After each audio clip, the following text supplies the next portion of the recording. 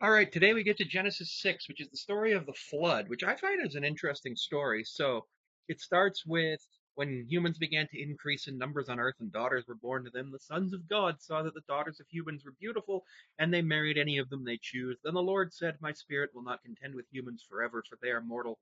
Their days will be 120 years. That to me sounds like something Zeus would say. He'd be like, I don't want these people around forever because I keep, having children with them and Hera keeps getting mad. So they can only live 120 years. And then the Nephilim were on Earth, and also afterward, when the sons of God went to the daughters of humans and had children by them, they were the heroes of old, men of renown, which almost reminds me of one of the ages of Greek mythology. This is a thing where I'm going to talk about that at some point in a paper.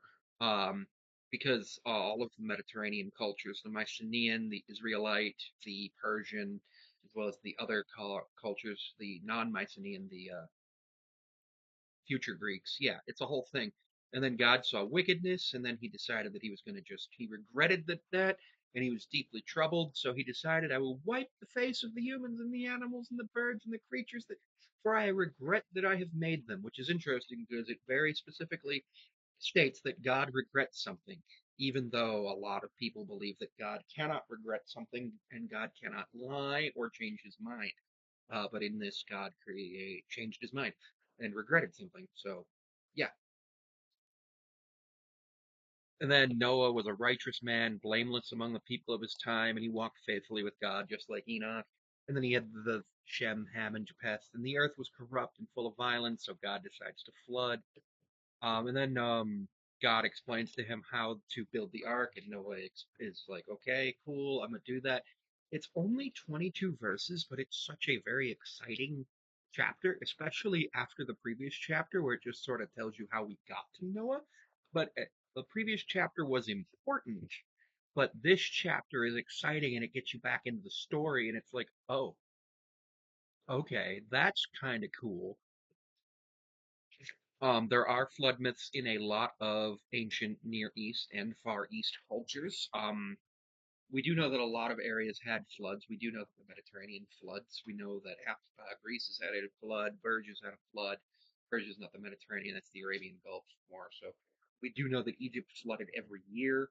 And when it didn't flood, well, it was bad because they needed it for the crops. But what we do not believe is that there was actually a global flood because there was no evidence of it. But what I can tell you just from studying climate change these days is that if sea levels rise for whatever reason, most likely because of the last glaciation period, global glacial max receding, there will be a lot of coastal flooding, and a lot of early civilizations lived near water because they needed it. It was just one of those things where you had to do that in order for your civilization to be successful. Now, I think the flood is one of the cooler stories of Genesis. Noah is one of the patriarchs of Genesis. Noah, Adam, Abraham, Jacob, and who's the other guy? Isaac? I don't know. There's five of them, and I can't remember all five of them. Moses is technically not a patriarch, I don't think, because he's not there until Exodus. Um,